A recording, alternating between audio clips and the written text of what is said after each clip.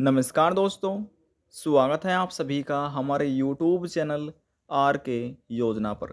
Pension से जुड़ा हुआ एक और नया ताज़ा अपडेट लेटेस्ट न्यूज़ आप सभी दिव्यांग, विधवा, वृद्धावस्था और कुष्ठावस्था पेंशन धारकों के लिए लेकर हाजिर हो चुके हैं। यदि आपकी भी इन सभी पेंशन में से कोई भी एक पेंशन बनी हुई है और आप भी सरकार से अपनी पेंशन का लाभ ले रहे हैं, आपके बैंक खाते में भी 3,000 रुपये, 2,500 रुपये, 4,500 रुपये, 400 रुपये, 1,800 रुपये पेंशन राशि प्राप्त कर रहे हैं। आज की यह जानकारी आपके लिए बहुत ही ज़्यादा महत्वपूर्ण होने वाली है।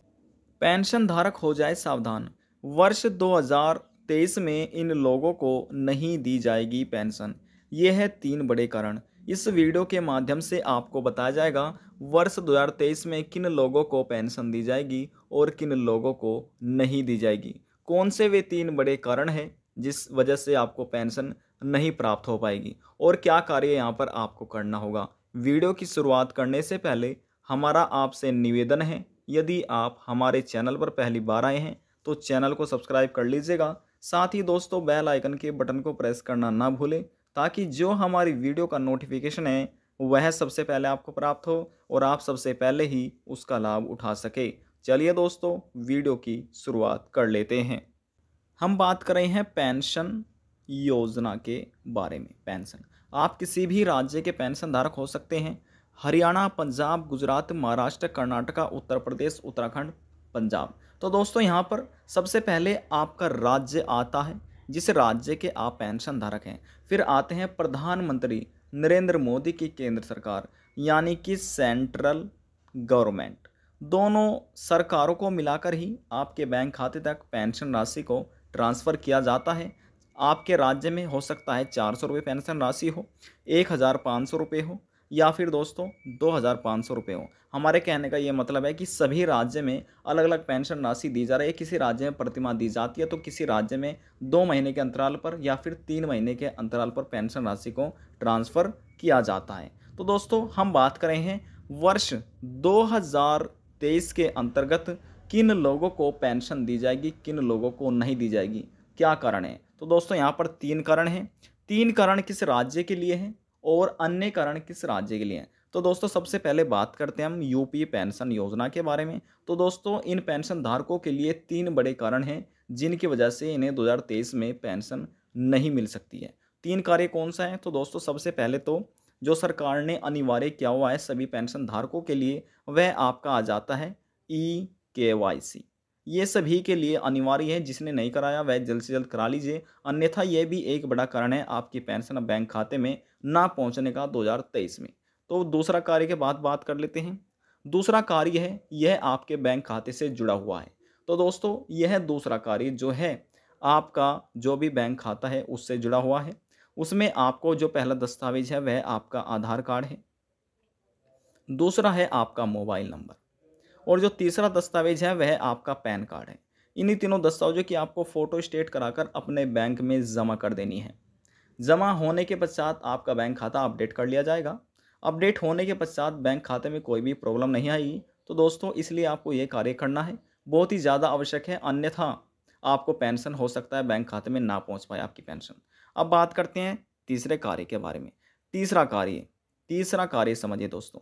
तीसरा कार्य है आपका पेंशन एप्लीकेशन फॉर्म।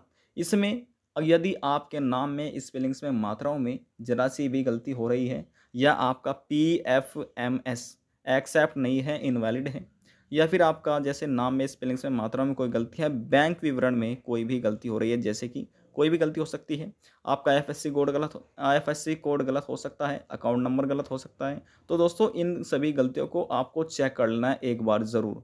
कैसे चेक कीजिएगा, आपको यूपी पेंशन पोर्टल पर जाना है। वहाँ पर जाने के बाद आपको अपनी आईडी को लॉगिन करना है।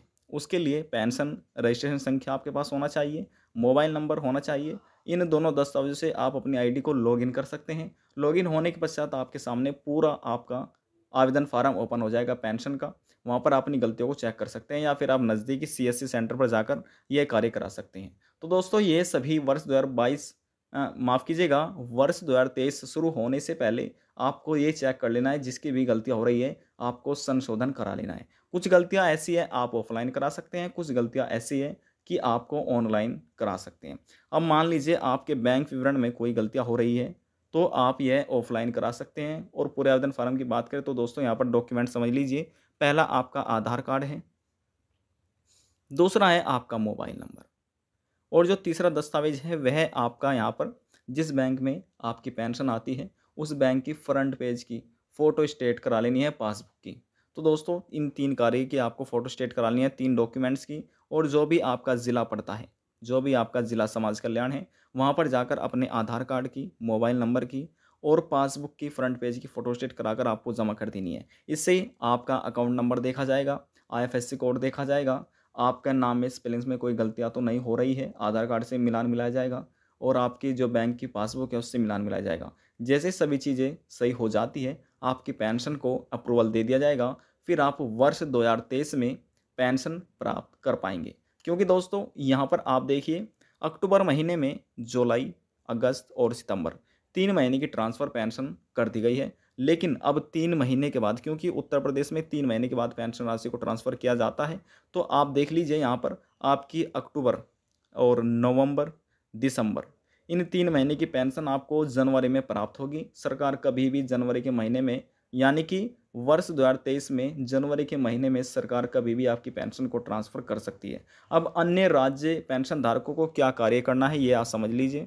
उत्तर प्रदेश से अलावा आप किसी भी अन्य राज्य के पेंशन धारक हो सकते हैं। तो दोस्तों आपको यहाँ पर 2 कार्य करने हैं। 2 कार्य कौन से करने हैं? सबसे पहले तो आपको भी अपने पेंशन एप्लीकेशन फॉर्म की जांच कर लेनी होगी, कोई भी गलती आपसे नहीं हो रही है। यदि गलतियां हो रही है तो आप नज़दीकी सीएससी सेंटर पर जाकर संशोधन करा सकते हैं। और आपको जो दूसरा कार्य करना है, डॉक्यूमेंट दोस्तों वही है आपके लिए भी जो हमने आपको बताएं। पहला आपका आधार कार्ड है, मोबाइल नंबर है और पासबुक की फ्रंट पेज की फ़ोटो स्टेट करा लेनी है और आपको अपने ज़िला समाज कल्याण में जमा कर देने हैं। इससे आपके जो यानी कि जो गलतियाँ हो रही है आपके आवेदन फार्म में, उन गलतियों को सुधार कर लिया जाएगा। अब बात करते हैं दूसरा कार्य आपको क्या करना है। दूसरा कार्य भी आपको आपके बैंक से जुड़ा हुआ है। आपके बैंक से जुड़ा हुआ है, कोई भी गलतियां ना हो। आपको अपना आधार लिंक करा लेना है, पैन कार्ड आपको लिंक करा लेना है, मोबाइल नंबर आपको लिंक करा लेना है, ताकि जो भी आपकी पेंशन आपके बैंक खाते में आती रहे उसमें कोई प्रॉब्लम ना हो और आपके मोबाइल फ़ोन में एसएमएस प्राप्त आता रहे कि आपके बैंक खाते में इतनी पेंशन क्रेडिट सरकार द्वारा कर दी गई है। तो दोस्तों आपको ये कार्य जल्द से जल्द पूरे कर लेने हैं।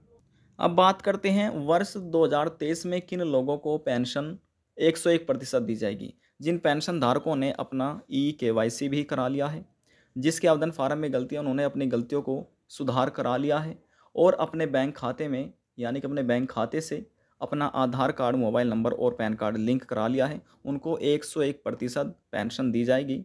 यहाँ पर 3,000 रुपये उत्तर प्रदेश द्वारा यानी कि कुष्ठ रोग से जो पीड़ित व्यक्ति हैं उन्हें प्रतिमाह दी जाती है। दिव्यांग, विधवा, वृद्धावस्था, ये वे 3 पेंशन धारक हैं जिन्हें यहाँ पर 3 महीने के बाद पेंशन राशि 3,000 रुपये बैंक खाते में ट्रांसफ़र किए जाती हैं। सभी राज्य में अलग अलग पेंशन राशि दी जा रही है।